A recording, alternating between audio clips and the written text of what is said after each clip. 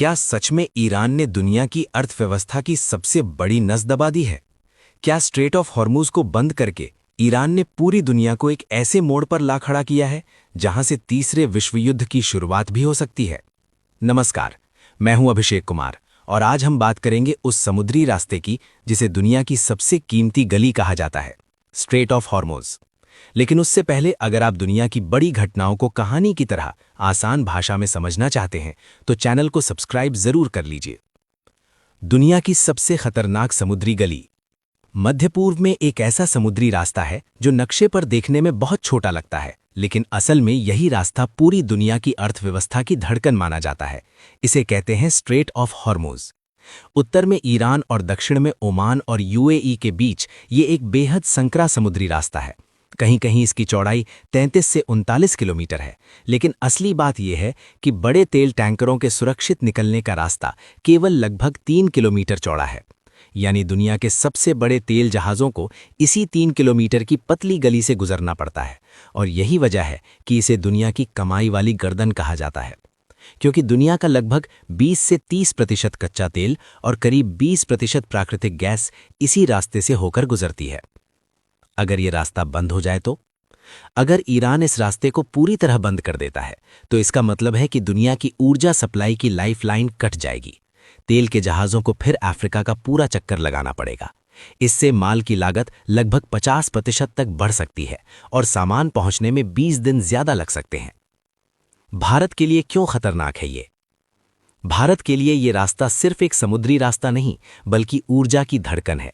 भारत अपनी जरूरत का लगभग 60% कच्चा तेल और 80% रसोई गैस इसी रास्ते से इराक, सऊदी अरब, कतर और कुवैत से मंगाता है।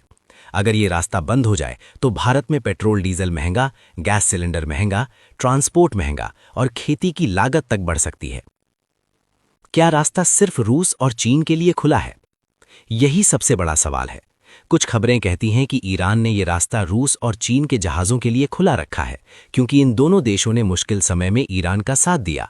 लेकिन अमेरिका, यूरोप और उनके सहयोगियों पर दबाव बनाने के लिए रास्ते को सीमित किया गया है। हालांकि इस पर अभी पूरी तरह स्पष्ट जानकारी नहीं है।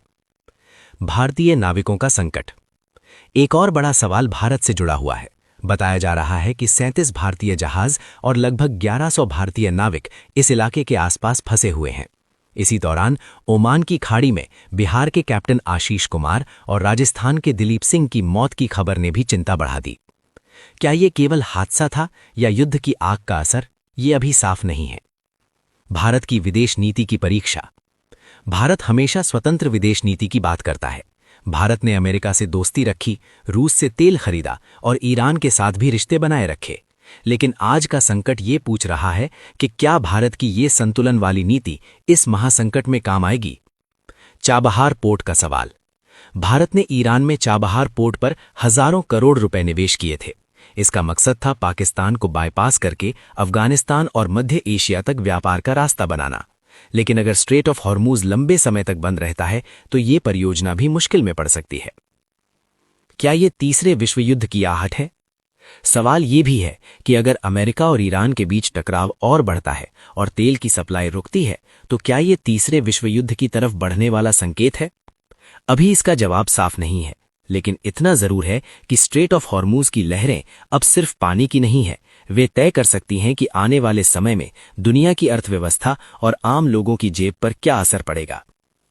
अगर आपको ऐसी बड़ी घटनाओं की कहानी आसान भाषा में समझना अच्छा लगता है तो चैनल को सब्सक्राइब जरूर कीजिए। मैं हूं अभिषेक कुमार। मिलते हैं अगली कहानी में। नमस्कार।